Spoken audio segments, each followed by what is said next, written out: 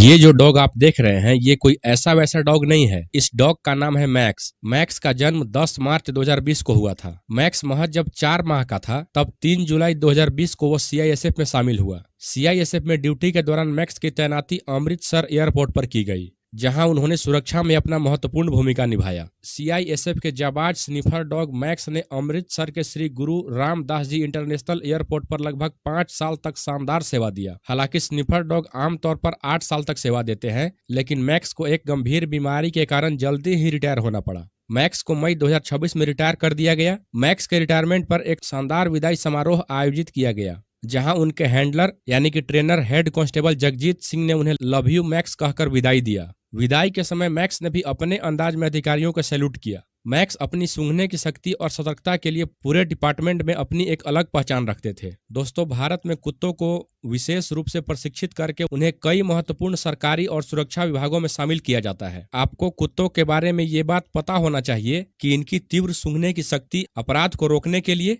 और सुरक्षा के लिए किया जाता है। कस्टम विभाग के द्वारा हवाई अड्डों और बंदरगाहों पर नशीले पदार्थों और अवैध वस्तुओं को खोजने के लिए कस्टम विभाग के कई ट्रेंड स्निफर डॉग लगे होते हैं। वहीं भारतीय सेना में भी कुत्तों का बहुत अहम रोल होता है। ये डॉग्स आतंकवाद विरोधी अभियानों, सीमा सुरक्षा और विस्फोटक को खोजने में मदद करते हैं। वहीं लगभग हर राज्य की पुलिस के पास अपना डॉग स्क्वाड होता है, जिसका उपयोग अपराध का पता लगाने, अपराधियों को पकड़ने और ट्रैफिक चेकिंग में किया जाता है। डॉग स्क्वाड आरपीएफ यानी कि रेलवे सुरक्षा बल के पास भी होता है, जिसका उपयोग वे रेलवे स्टेशनों पर सुरक्षा विस्फोटक और अवैध सामानों का पता लगाने के लिए करते हैं। इसमें विशेष रूप से मुधोल हाउंड डॉग को शामिल किया जा रहा है। पुलिस डॉग जो होते हैं, इनकी सूंघने की शक्ति इंसानों से 1 लाख गुना ज्यादा होता है। ये डॉग न केवल अपराधी और विस्फोटक को ढूंढते हैं बल्कि जान भी बचाते हैं। अगर डॉग स्क्वाड की बाकी सारी नस्लों की बात करूं तो इसमें जर्मन शेफर्ड, बेल्जियम मिलोनोइस और लेब्राडोर जैसी कई नस्लें शामिल होती हैं, जिन्हें की खास तरह का ट्रेनिंग देकर तैयार किया जाता है। एक पुलिस के कुत्ते की सूंघने की क्षमता इतनी तेज होती है कि ये जमीन के बहुत नीचे छुपे हुए विस्फोटक, ड्रग्स या लापता व्यक्ति का सूंघ कर पता लगा लेते हैं। पुलिस के जो कुत्ते होते हैं, ये आमतौर पर 6 से लेकर 9 साल तक की उम्र तक सेवा देते हैं और इन डॉग्स को 8 महीने से लेकर 1 साल तक की कड़ी ट्रेनिंग दी जाती है। और सबसे खास बात यह है इन डॉग्स की कि ये डॉग सिर्फ अपने हैंडलर